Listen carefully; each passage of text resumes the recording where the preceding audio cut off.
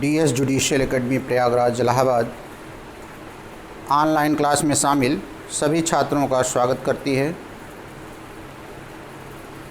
CrPC का अध्ययन हम करने जा रहे हैं।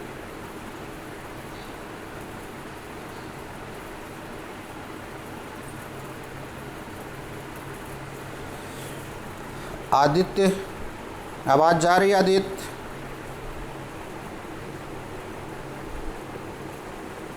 आवाज़? अच्छा, ओके। आइए क्लास को शुरू करते हैं। आज हम आपको जिस टॉपिक को पढ़ाने जा रहे हैं वह है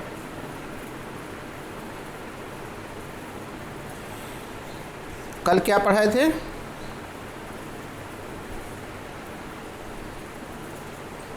कल क्या पढ़ाए थे दीपा?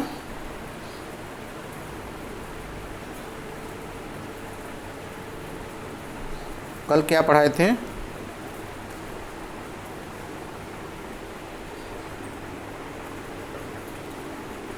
आवाज़ तुम्हारी बंद है। आदित्य, कल क्या पढ़ाए थे? याद नहीं तुम्हें?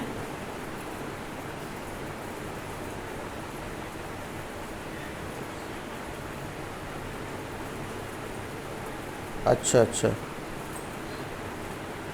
क्या क्वेश्चन?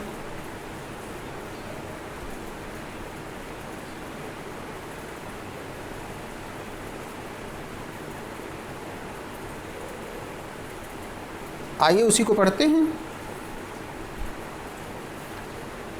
161 वाले बयान को पढ़ लेते हैं।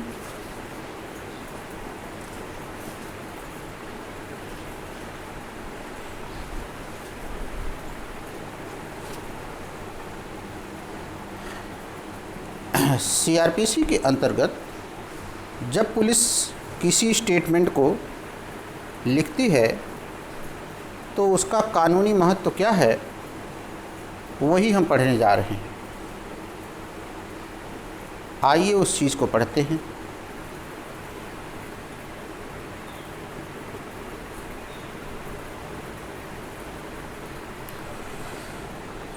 सीआरपीसी में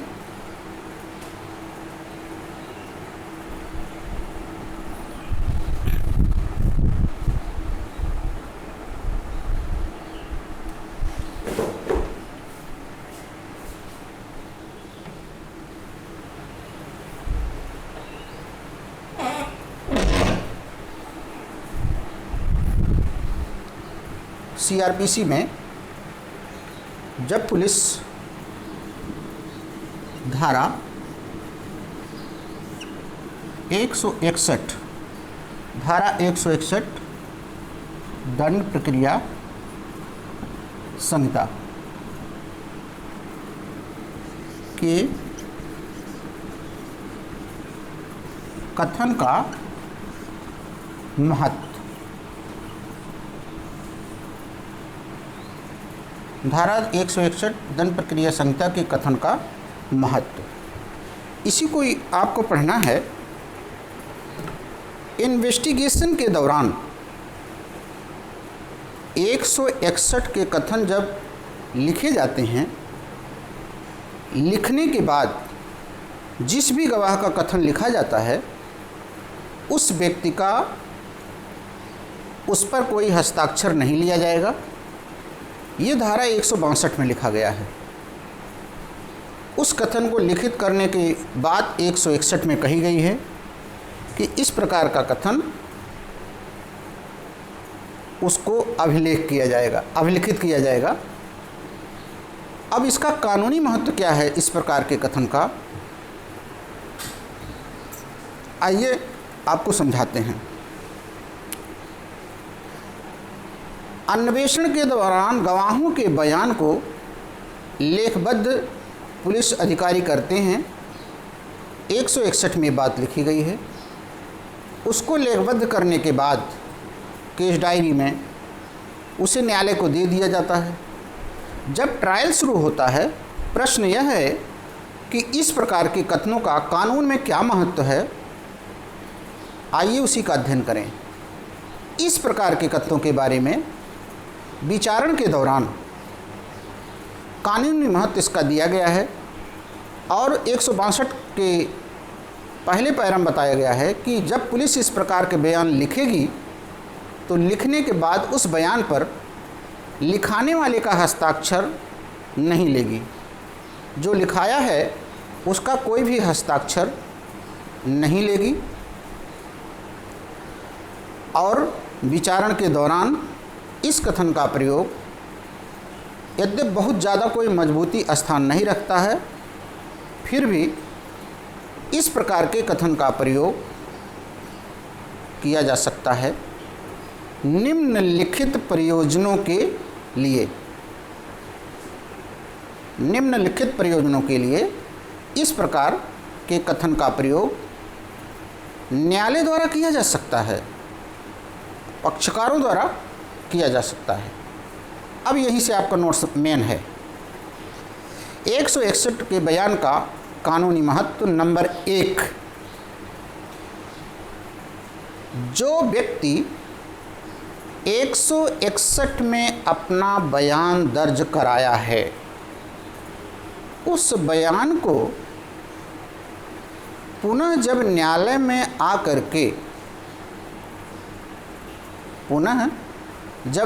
में आकर के मौखिक रूप से अपनी गवाही देता है, अभियोजन पक्ष का गवाह बन करके यदि आया है तो न्यायालय देखेगा कि वह सही बोल रहा है या नहीं। बचाव पक्ष यानी अभियुक्त का लायर यदि पाता है अभियोजन का गवाह जो 161 में पुलिस के समक्ष बयान लिखाया है और जो न्यायालय में बयान देने जा रहा है उन दोनों बयानों में भिन्नता है, तो 145 साक्ष्य अधिनियम का प्रयोग करते हुए न्यायालय से निवेदन कर सकेगा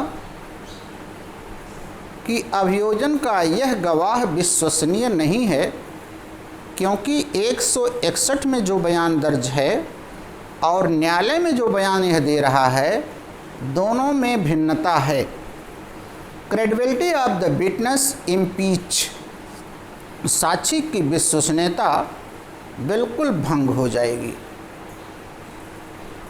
अर्थात 161 बयान का प्रयोग बचाव पक्ष अभियोजन के गवाह के साक्ष्य को खंडन करने के लिए 145 में कर सकता है। ये पहला उपयोग है। दूसरा उपयोग इस बयान का, अभियोजन अपने ही गवाह के बयान को, जो उसका अपना गवाह है, न्यायालय में जब लेके आता है और अभियोजन पक्ष का गवाह होस्टाइल हो जाए, पक्षद्रोही साक्षी हो जाए, अभियोजन पक्ष की बात को सपोर्ट ना करके विपरीत बातें करने लगे, तो अभियोजन पक्ष का लायर न्यायालय की अनुमति से अपने ही गवाह की प्रति परीक्षा कर सकता है और पूर्व 161 के बयान का प्रयोग उसकी बातों को स्पष्ट करने के लिए उपयोग कर सकता है। तो अभियोजन पक्ष 161 के बयान का प्रयोग विचारण के दौरान न्यायालय की अनुमति से ही कर सकते हैं, अपने ही साक्षी का क्रॉस एग्जामिनेशन करने के लिए। तीसरा प्रयोग 161 सीआरपीसी में बयान दर्ज करवाने वाला व्यक्ति अगर संजोग से बयान दर्ज कराने के बाद मार दिया जाता है और उस बयान में मृत्यु का कारण स्पष्ट होता है, तो 161 के बयान का प्रयोग धारा 32 में मृत्युकालिक कथन के रूप में किया जा सकता है। मृत्युकालिक कथन के रूप में किया जा सकता है। ये तीसरा उपयोग है। चौथा उपयोग 161 के बयान का महत्व है। अगर अभियुक्त ने 161 का बयान दर्ज करवाया है और उस 161 के बयान के आधार पर इंडियन एविडेंस एक्ट की धारा 27 में कोई भी विषय वस्तु बरामद की गई है, अर्थात मृतक के कपड़े, भाला, गड़ासा, लाठी, बल्लम, तो ये सारी चीज़ें रेलेवेंट हो जाएंगी। ये चार प्रयोजनों के लिए 161 के बयान का प्रयोग विचारण के दौरान किया जा सकता है। ये चारों बातें 162 CRPC में लिखी गई हैं। इस बात का ध्यान रहे कि 161 के बयान का प्रयोग कभी भी प्रोसिक्यूशन पक्ष, अभियोजन पक्ष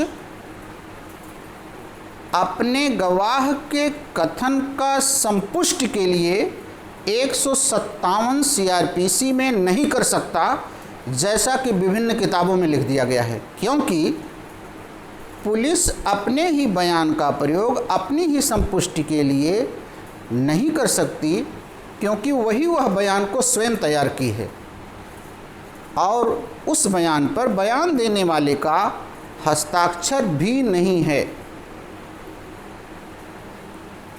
तो किसके लिए इसका प्रयोग नहीं हो सकता? 161 के बयान का प्रयोग साक्ष्य अधिनियम की धारा 157 में संपुष्टि कराने के लिए नहीं हो सकता कि मैंने पहले भी जो कहा था वही आज न्यायालय में कह रहा हूँ या कह रही हूँ। लेकिन FIR का प्रयोग देखिए संपुष्टि के लिए हो सकता है, क्योंकि FIR की कॉपी लिखाने वाले को दी जाती है और FIR पर लिखाने वाले का हस्ताक्षर भी लिया जाता है। ये है आपका 161 के कथन का कानूनी महत्व।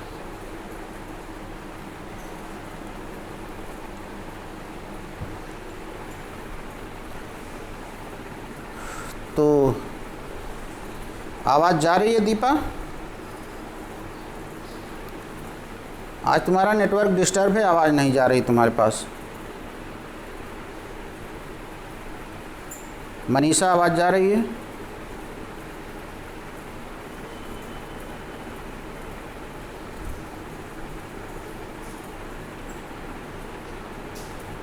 आदित्य, आवाज़ जा रही है?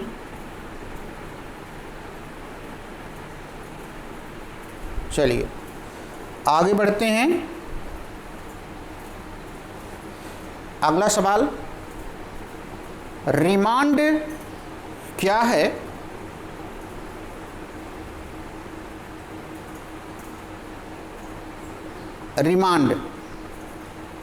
रिमांड के बारे में पढ़ते हैं। जब कोई व्यक्ति पुलिस ऑफिसर के माध्यम से अरेस्ट किया जाता है, अरेस्ट करने के बाद 24 घंटे में इन्वेस्टिगेशन को पूरा कर दिया जाना चाहिए, धारा 57। लेकिन 24 घंटे में जब इन्वेस्टिगेशन नहीं पूरा होता है तो मजिस्ट्रेट के माध्यम से उनके समक्ष पेश करके उसे पुनः अपने पास वापस लेने को रिमांड कहते हैं। रिमांड का तात्पर्य अभियुक्त को, यहाँ पर 167 में रिमांड का तात्पर्य अभियुक्त को वापस भेजना। रिमांड का तात्पर्य अभियुक्त को वापस भेजना, टू सेंड बैक। रिमांड का मतलब होता है टू सेंड बैक, वापस भेजना। टू सेंड बैक, वापस भेजना।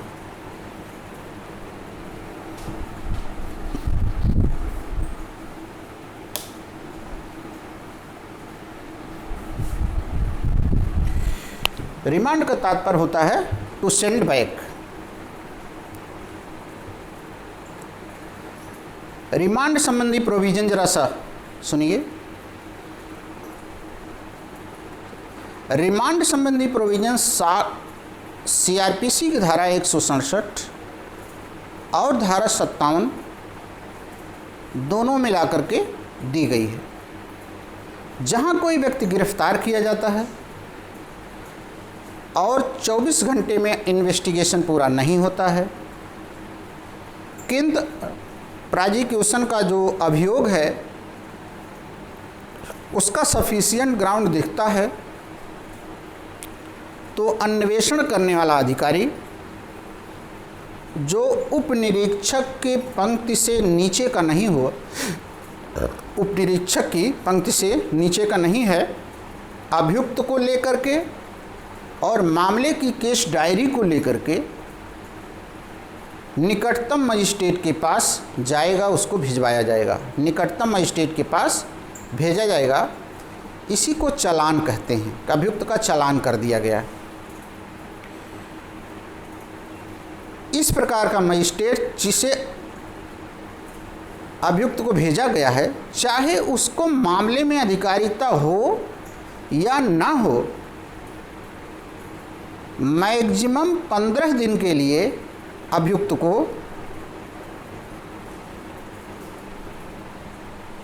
अभिरक्षा में दे सकता है। 15 दिन से अधिक अवधि के लिए अभिरक्षा में नहीं देगा, कम से मैक्सिमम अधिकतम 15 दिन के लिए उसे निरुद्ध कर सकेगा। इसके बाद अर्थात उसे मैक्सिमम 15 दिन की पुलिस अभिरक्षा में दे सकता है, इससे ज़्यादा नहीं। यानी 15 दिन उसको चाहे न्यायिक अभिरक्षा भेजे, 15 दिन के लिए उसे न्यायालय और मजिस्ट्रेट के समक्ष लाया जाएगा। इसे अन्वेषण के दौरान रिमांड कहते हैं। तो ऐसा मजिस्ट्रेट कुल मिलाकर के 15 दिन से न होने वाली अधिक अवधि के लिए उसे डिटेन कर सकता है और इसके बाद स्थानीय मजिस्ट्रेट के पास उसको भेजने की व्यवस्था करेगा। मतलब 15 दिन के लिए उसे डिटेन करेगा, फिर लोकल मजिस्ट्रेट जो स्थानीय अधिकारिता का है वहाँ भेजने के लिए व्यवस्था करेगा।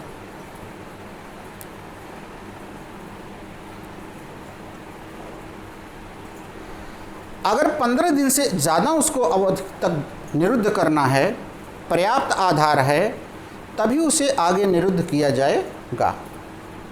तो कितना दिन किया जाए अधिकतम?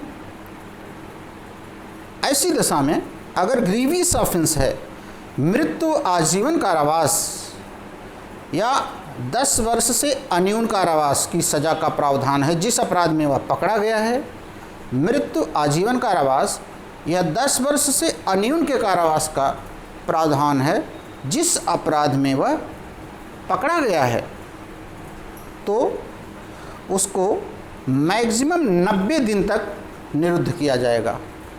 90 दिन तक अधिकतम उसे बंद किया जाएगा और किसी अन्य अपराध में अधिकतम उसे 60 दिन के लिए डिटेन किया जाएगा। कुल मिला के 90 दिन और 60 दिन से ज़्यादा पुलिस को इन्वेस्टिगेशन के लिए प्राधिकृत नहीं किया जा सकता। इससे ज़्यादा टाइम उसे पुलिस को नहीं दिया जा सकता है। अगर पुलिस 90 दिन और 60 दिन जो प्रॉपर उसे अवधि दी गई है उसमें कोई भी चार्जशीट नहीं ला पाती है, ऐसी अवधि के समाप्ति होने तक अभियुक्त कंटिन्यूअस जेल में है, और अभियुक्त बेल बॉन्ड भर करके जमानतदार ले करके ला करके न्यायालय से छूटना चाहता है तो चैप्टर 33 के अनुसार उसकी जमानत दे दी जाएगी। इसे डिफ़ॉल्ट बेल कहते हैं, इसे डिफ़ॉल्ट बेल कहते हैं। धारा 167 2B मजिस्ट्रेट इलेक्ट्रॉनिक वीडियोग्राफी के इलेक्ट्रॉनिक वीडियो अर्थात वीडियो कॉन्फ्रेंसिंग से भी न्यायिक अभिरक्षा दे सकता है। वीडियो कॉन्फ्रेंसिंग कोरोना काल में जो चल रही थी,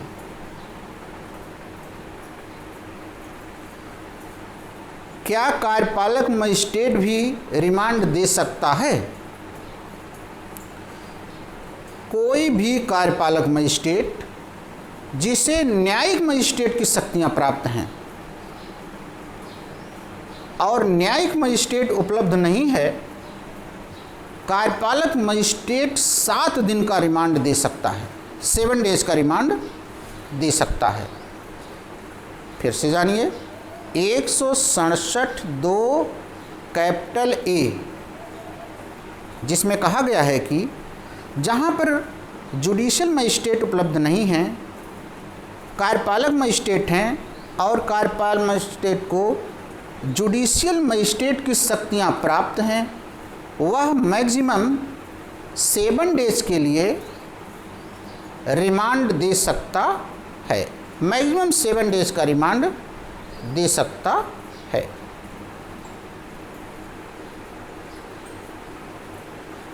अगला क्वेश्चन इसी का, क्या जुडिशियल मजिस्ट्रेट इन्वेस्टिगेशन रोकने का आदेश दे सकता है? क्या जुडिशियल मजिस्ट्रेट इन्वेस्टिगेशन रोकने का आदेश दे सकता है? इसका उत्तर सुनिए। 167 के 5वें क्लास में इस बात का प्रावधान है कि अगर कोई सम्मन केस है और उसका इन्वेस्टिगेशन 6 महीने में पुलिस पूरा नहीं कर पाती है, सम्मन केस 6 महीने में पुलिस इन्वेस्टिगेशन नहीं पूरा कर पाती है, तो फिर मजिस्ट्रेट इन्वेस्टिगेशन स्टॉप करने का आदेश दे सकता है। ध्यान रखिएगा, सम्मन केस है और पुलिस 6 महीने में इन्वेस्टिगेशन पूरा नहीं कर पाती है, ऐसी दशा में मजिस्ट्रेट इन्वेस्टिगेशन को रोकने का आदेश 167 क्लास 5 में दे सकता है, क्लास 5 में दे सकता है। लेकिन अगर गलत आर्डर दे दिया गया है, जैसे वारंट मामलों में दे दिया गया है,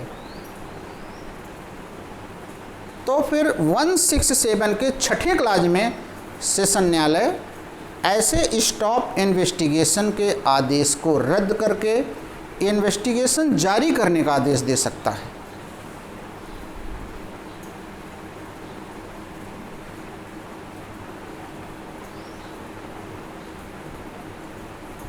अगला क्वेश्चन इसका सुनिए। न्यायिक अभिरक्षा और पुलिस अभिरक्षा में अंतर, जुडिशियल कस्टडी और पुलिस कस्टडी में अंतर।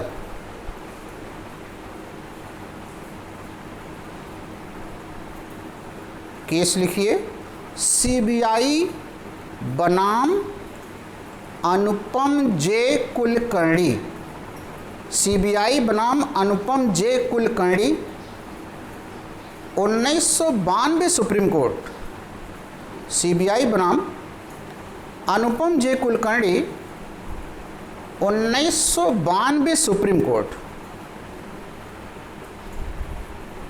जहां किसी व्यक्ति को गिरफ्तार किया जाता है, धारा 57 में नियत 24 आवर में इन्वेस्टिगेशन पूरा नहीं होता है, तो निकटतम मजिस्ट्रेट उसे 15 दिन का रिमांड दे सकता है। यही 15 दिन का रिमांड पुलिस अभिरक्षा मानी जाती है। इसी 15 दिन के रिमांड को पुलिस अभिरक्षा मानी जाती है। इसके बाद केवल और केवल न्यायिक अभिरक्षा होती है। इसके बाद केवल और केवल न्यायिक अभिरक्षा होती है।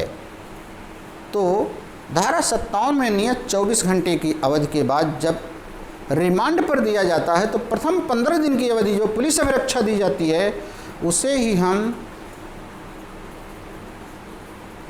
पुलिस अभिरक्षा कहते हैं। प्रथम 15 दिन का रिमांड पुलिस अभिरक्षा कहलाता है।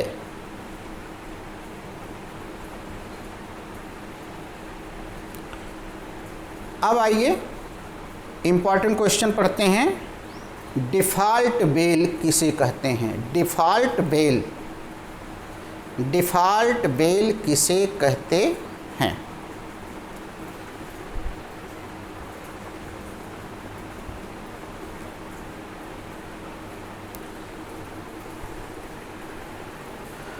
पूजा, डिफ़ॉल्ट बेल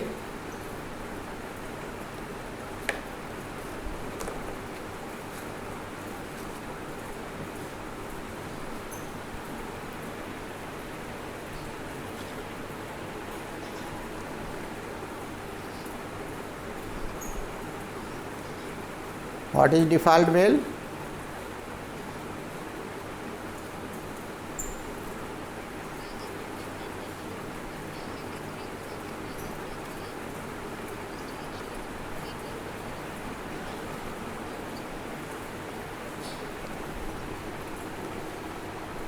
पूरा नहीं बता पा रही हूँ।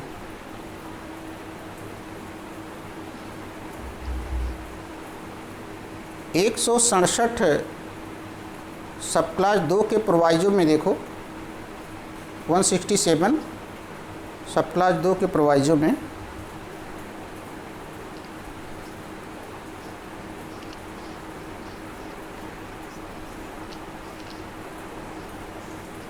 वहाँ हाँ बोलो।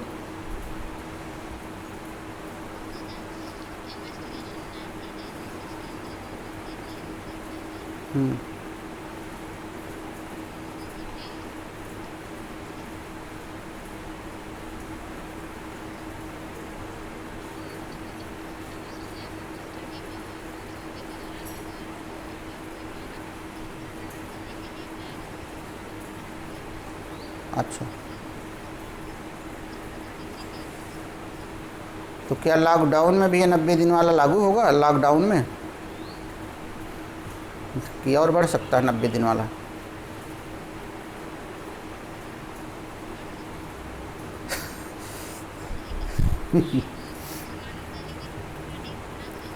नहीं नहीं, पुलिस कह सकती साहब लॉकडाउन में हम कहाँ 90 दिन में पूरा कर पाएंगे, देख रहे हैं ना लॉकडाउन लगा है, कोरोना है। कोविड-19 and lockdown both are extension reason, मतलब ये क्या ये सफिशिएंट रीजन है 90 दिन के बाद पुलिस को टाइम देने का? चलिए हम पढ़ा रहे हैं, अभी बता रहे हैं तुमको, क्योंकि नई केस आई इस पर। बंद कर लो, नई केस बताते हैं तुमको।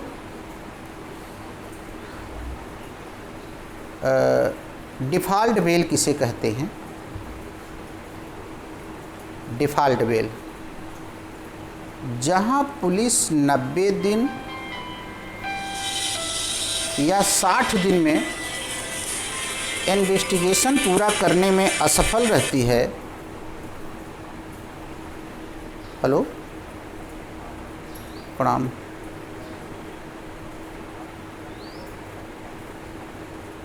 नहीं, जनरल भी कोई भी पहन लो, इसे हैं, हाँ जो भी पहन का जाओ आज, ठीक।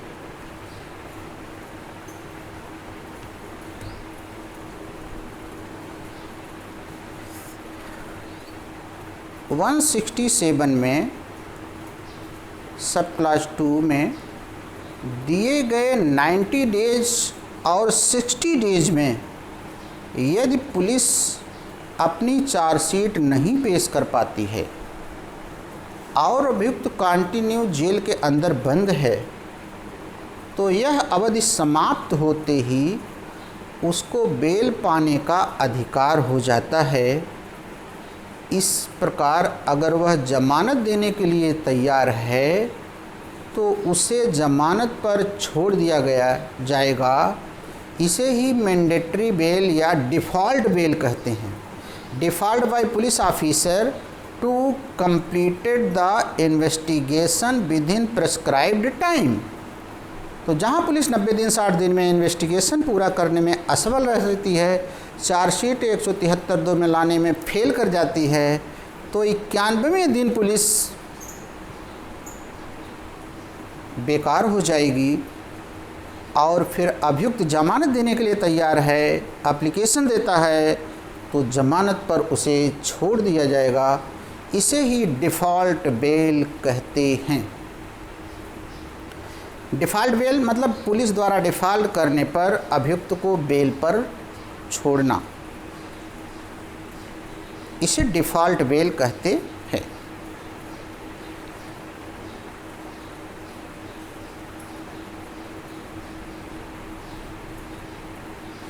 अर्थात 90 दिन और 60 दिन के पहले ही चार्जशीट आ जानी चाहिए।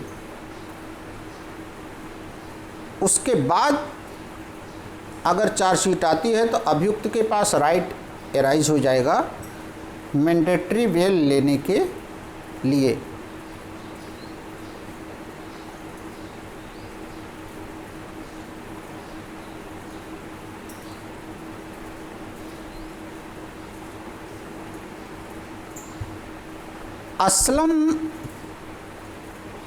असलम बाबा देसाई बनाम स्टेट ऑफ महाराष्ट्र। असलम बाबा देसाई बनाम state of Maharashtra 1993 supreme court.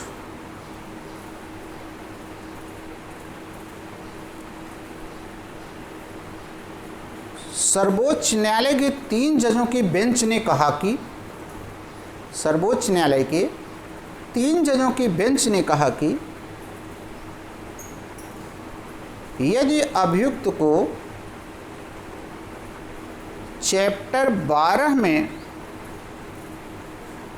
जमानत दी जाती है, चैप्टर 12 में जमानत दी जाती है, तो इसकी जमानत का कैंसिलेशन चैप्टर 33 के अनुसार ही होगा, यानी बेल वाले चैप्टर से। चैप्टर 12 माने अन्वेषण वाले चैप्टर में दी गई जमानत का कैंसिलेशन चैप्टर 33 के अनुसार होगा। अर्थात